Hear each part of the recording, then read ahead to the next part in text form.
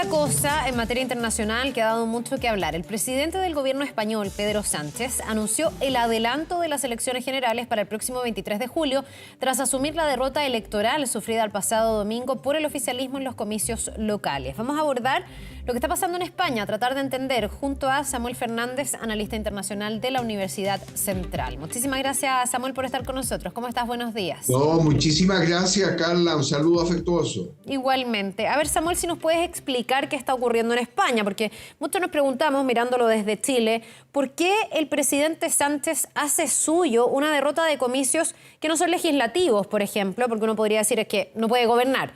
No es el caso. Son comicios durante el fin de semana que eran regionales o locales, como el equivalente a las municipales de acá. ¿Por qué Pedro Sánchez hace suyo, crees tú, o analizas tú, esta derrota de su partido político, de su sector político, de la izquierda, básicamente? Es una reacción inteligente, táctica, pero sumamente arriesgada. No le queda otra en realidad.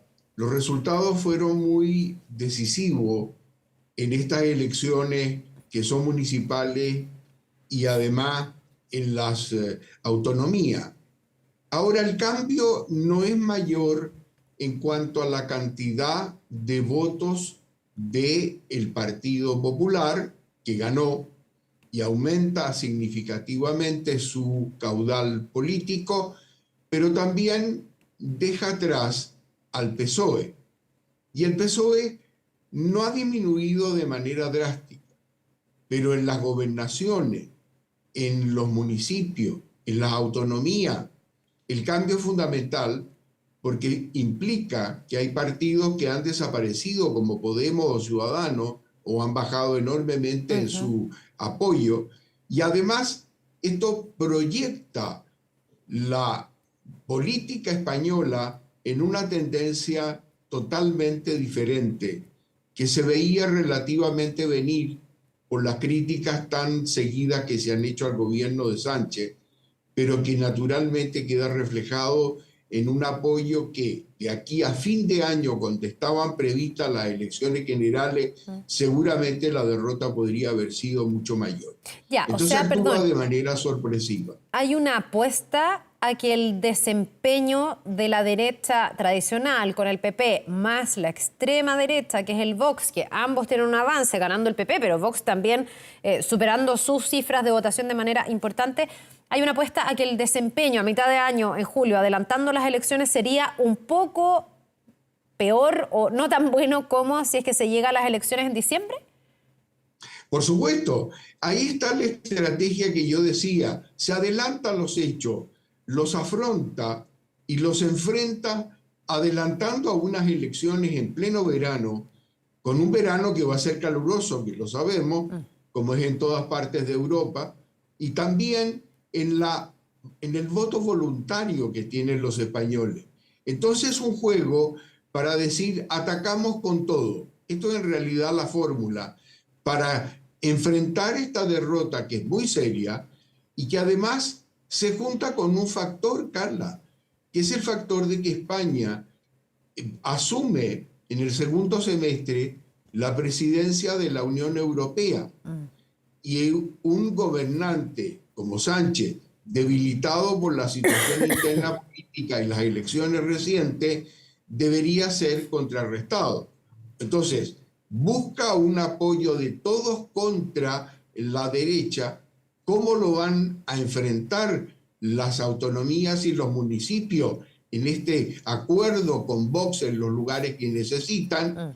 ¿Cómo se rehace o se reconforma la izquierda con partidos muy disminuidos? Pero es una apuesta alta. El plazo es breve, la elección es muy pronto. Hay calor en un verano, apuesta a una abstención alta y tratar de juntar todas las fuerzas que tiene para poder contrarrestar. La pregunta importante es, ¿lo alcanzará? ¿Será posible? ¿Logrará este objetivo? Claro, porque al otro lado también están llamando a sus fuerzas, si uno quisiera. Dicen que con esto Pedro Sánchez ha tratado de opacar el triunfo del PP y que en el fondo la respuesta tiene que ser muy contundente en julio con estas elecciones que él ha llamado de manera anticipada. ¿Cuáles han sido las claves, Samuel, para este avance del Partido Popular que hoy día renace de alguna manera con esta fuerza que está mostrando y también del avance de la extrema derecha a través de Vox? ¿Por qué se ha desplomado hacia la izquierda? ¿Cuáles han sido las claves para entender cómo se dio la configuración de las fuerzas durante estas elecciones del fin de semana? Se le ha criticado constantemente a Sánchez de haber hecho una administración un tanto audaz, un tanto confrontacional, tratando de llevar adelante sus ideas sin tomar en consideración la evolución y el desgaste que tiene la política que ha aplicado en los últimos años. Esto se refleja también en una tendencia bastante amplia. ¿Por qué? Porque hay autonomías que querían avanzar más allá de lo necesario, porque la economía no ha andado todo lo suficientemente bien, porque las posiciones respecto de políticas sociales han sido muy poco acertadas en algunos factores. Y eso le pasa la cuenta a los españoles. En definitiva, hay un péndulo y este péndulo se ha ido hacia el otro lado. Y hay un desgaste natural en el ejercicio de este poder. Ahora bien, ¿esto es suficiente para un cambio sustantivo? No lo sé en la parte general, en la política amplia de todo el país, pero por lo menos sí quedó clarísimamente reflejado en estas elecciones parciales y en estas elecciones que es el ciudadano que vota en su medio, con sus intereses, con sus políticos. Y tenemos varias pruebas de esto que estoy diciendo. Para empezar, la desaparición de partidos que parecían consolidados como Podemos o Ciudadanos. También castigos en otros lugares, necesidad de un cambio. Y además, el cambio violento que ha habido en muchos municipios que van a quedar absoluta y totalmente en manos de la derecha. Eso sí, en muchos de ellos con el condicionante que van a tener que negociar con Vox. Claro. Y Vox es un partido que ha crecido fuertemente y que va a ser sumamente necesario para el PP para que pueda llevar adelante su proyecto. Ya, y ahí siempre está la tensión, ¿no? De cuánto debe ceder una derecha más tradicional, más mesurada, versus una derecha mucho más extrema, que tiene puntos mucho más tajantes sobre la mesa. Esa va a ser también una encrucijada, me imagino, para el PP. Sin duda, y con una proyección hacia Europa, porque Europa está en una tendencia en que está avanzando los movimientos más de derecha. Claro. Hay un cansancio respecto en muchas partes de Europa, respecto de los programas que ofreció la izquierda y que no los ha logrado llevar a cabo como los había ofrecido. Entonces, esto crea una desilusión muy pronta y esa desilusión se va reflejando en estos municipios y en esas autonomías. Entonces, esto es una prueba muy directa del electorado que está pensando en sus asuntos, en su localidad, en sus autonomías, en sus municipios. Y eso es un reflejo serio que se puede proyectar y se iba a proyectar de manera muy decisiva a fin de año, donde estaban previstas las elecciones generales, las que ha tenido entonces que ser adelantadas. Samuel, muchos se preguntan si esto realmente es un muy buen desempeño de las derechas en este caso, o si aquí hay un fuerte factor también de caudillos, que en cada una de sus localías son muy fuertes y también son figuras que han logrado imponerse. Díaz de Ayuso, por ejemplo, en Madrid, que ha sido tal vez uno de los nombres y de las mujeres más importantes de esta elección. Pero también muchos se preguntan si es que aquí lo que está primando es un voto de protesta o efectivamente son las ideas de derecha las que están calando en la sociedad española en este caso. Te lo pregunto porque me interesa ese análisis para luego ver cómo podríamos hacer un símil en Chile. Algunos dicen, ojo, en Chile también tomar nota del proceso español porque podría haber ciertas similitudes. Pero ¿cómo haces el análisis respecto de si son las ideas, son las personas? ¿Qué es lo que se impone este fin de semana? Es una mezcla de varias cosas, porque por ejemplo, la señora Ayuso tiene detrás de sí una muy eficiente gestión. Y esa eficiencia es la que se está tomando en cuenta. ¿Por qué? Porque la izquierda, especialmente en España, creó unas expectativas mayores a las posibilidades. Y esas expectativas no se han ido cumpliendo.